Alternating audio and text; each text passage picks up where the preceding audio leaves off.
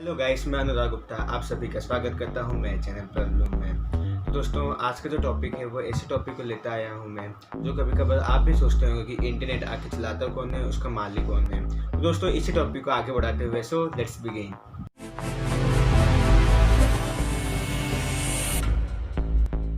तो इंटरनेट एक ऐसी इंडिपेंडेंट चीज़ है उसे कोई भी कंट्रोल नहीं कर सकता, ना उसे कोई सिंगल पर्सन या ऑर्गेनाइजेशन या गवर्नमेंट कंट्रोल कर सकती है। बल्कि इंटरनेट एक कॉन्सेप्ट से भी ज़्यादा बड़ा होता है। इंटरनेट हम सभी का होता है, मतलब किसी के अंडर कंट्रोल ही नहीं रहती। और इंटरनेट एक ऐसा फिजिकल इंफ्रास्ट्रक्चर या सर्वर है जो एक नेटवर्क से दूसरे नेटवर्क को कनेक्ट करती है। आप कभी कभार ये सोचते होंगे कि इंटरनेट आके फिजिकल इंफ्रास्ट्रक्चर कैसे हुआ, हम तो उसे वायरलेसली यूज़ करते हैं। दोस्तों, मैं एक पॉइंट क्लियर कर दूँ कि इंटरनेट एक फिजिकल इंफ्रास्ट्रक्चर है जो कि लॉस एंजलिस या कैलिफोर्निया में है। फिर वहाँ से दूसरे कंट्रीज या कॉन्टिनेंट्स को अंडर वाटर सी के द्वारा लंबे लंबे केबल से गुजरती है, जो कि दुनिया के सारे कंप्यूटर्स को एक दूसरे से कनेक्ट करती है, जो कि इंटरनेट बनता है। मन में ये भी क्वेश्चन आता होगा कि हमारा मोबाइल तो किसी केबल से तो कनेक्ट नहीं है, तो वो चलता कैसे है। दोस्तों, ये सच बात है कि हमारा मोबाइल किसी केबल से कनेक्ट नहीं है, लेकिन हमारा मोबाइल टावर के जरिए से चलती है। अगर हम मोबाइल टावर के रेंज के अंदर रहेंगे तो नेटवर्क आएगा, और अगर उस रेंज से बाहर आ जाएंगे तो डेड जाएगा। और दोस्तों, हमारा मोबाइल टावर एक केबल के साथ कनेक्ट है, जो कि दुनिया के हर बार एक दूसरे से कनेक्टेड है। हमारा मोबाइल टावर को भी एक ऑर्गेनाइजेशन कंट्रोल करती है, और वो ऑर्गेनाइजेशन होता है ISPs, जो कि इंटरनेट सर्विस प्रोवाइडर्स। दोस्तों, इन लोग वो ऑर्गेनाइजेशन है जो कि हमें इंटरनेट प्रोवाइड करते हैं, और हम उनके प्रोवाइड करने के चार्जेस देते हैं। मंथली के जो डाटा प्लान होते हैं, जैसे कि कुछ GB के 200, 400, 500 रुपये। और दोस्तों, इन लोग वो कंपनी से जैसे कि जियो हो गए, एयरटेल हो गए, वोडाफोन आइडिया, BSNL वगैरह। तो ISPs जो कि इंटरनेट सर्विस प्रोवाइडर। दोस्तों, ISPs जो होते हैं वो 3 लेवल्स में डिवाइड होते हैं, यानी कि टायर 1, टायर 2 और टायर 3। दोस्तों, टायर 1 में जो कंपनीज आते हैं उनके पास ज़्यादा पावर होते हैं, जैसे कि आपका वोडाफोन हो गया, डोकोमो हो गया, स्प्रिंट हो गया, क्लैरो हो गया।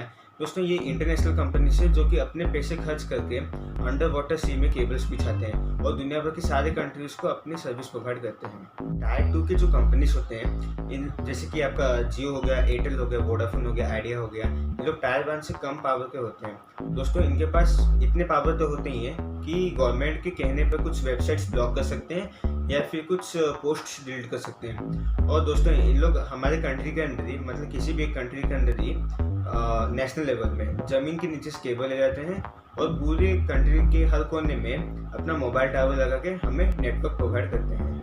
टायर 3 के जो कंपनीज होते हैं, जिसकी हाथवे हो गया, ओटेल हो गया, MTNL हो गया, इन लोग वो कंपनी से जो कि लोकल लेवल में या फिर सिटीज़ में या फिर कुछ स्टेट के अंदर ही इंटरनेट प्रोवाइड करते हैं। तो दोस्तों, ICANN जो है, international corporation for assigned names and numbers, ICANN, जो कि एक अमेरिकन नॉन प्रॉफिट ऑर्गेनाइजेशन है, जो कि आपका जो लॉस एंजलिस से जो ऑर्गेनाइजेशन है, जो कि उसमें दुनिया भर के हर गवर्नमेंट ऑर्गेनाइजेशन और प्राइवेट ऑर्गेनाइजेशन का योगदान रहता है। दोस्तों, ये जो ICANN है, इनका एक ही मोटो होता है कि पूरे दुनिया में एक ही इंटरनेट हो और सभी को इंटरनेट मिले और कोई मतलब किसी से भेदभाव ही ना हो। और दोस्तों, जो ICANN है, मतलब उनका मोटिव प्रॉफिट कमाना नहीं, बल्कि पूरी दुनिया को इंटरनेट प्रोवाइड करना होता है। ICANN के हाथ में ये पावर भी होता है कि वो एक डोमेन नेम सिस्टम यानी कि DNS को भी कंट्रोल कर सकता है या फिर बेच सकता है। आपको इंटरनेट खरीदना है, वैसे तो आप पूरा इंटरनेट खरीद नहीं सकते। आपको अगर उसका कुछ पार्ट खरीदना हो या फिर आपको वेबसाइट बनाना हो, तो उस वेबसाइट को बनाने के लिए पहले आपको डोमेन नेम खरीदना होगा, जो कि कुछ वेबसाइट एक ऐप्स होते हैं जो कि डोमेन नेम बेचने का काम करते हैं। आप वहाँ से जाकर खरीद सकते हैं। सर्वर खरीदना है, फिर आप उस सर्वर को डोमेन नेम के साथ लिंक करेंगे, फिर आपका जो बनेगा वो डोमेन नेम सिस्टम बनेगा, यानी कि DNS, जो कि आप पब्लिश कर सकते हैं। फिर आप अपना वेबसाइट चला सकते हैं। तो दोस्तों, वेबसाइट या फिर DNS चलाने के लिए आप अपने मोबाइल या कंप्यूटर में चला नहीं सकते हैं, क्योंकि उसको चलाने के लिए आपको हाई प्रोसेसिंग डिवाइस चाहिए जो कि 2400 घंटे काम कर सके। इसी तरह आप अपना वेबसाइट या फिर डोमेन नेम सिस्टम क्रिएट करके चला सकते हैं। अगर आपको कुछ डाउट हो या पूछना हो तो आप कमेंट सेक्शन में जाके कमेंट दे सकते हैं। दोस्तों, इसी तरह अगर आपको कुछ अगले टॉपिक के बारे में बात करना हो तो आप कमेंट सेक्शन में जाके उस टॉपिक का आइडिया भी मुझे दे सकते हैं। हंसते रहिए, मुस्कुराते रहिए और देखते रहिए मेरे चैनल ब्लड ब्लूम को, और मेरे वीडियोस को लाइक शेयर और सब्सक्राइब कर दीजिए। तो इसी तरह हम मिलते हैं अगले वीडियो में। जय हिंद।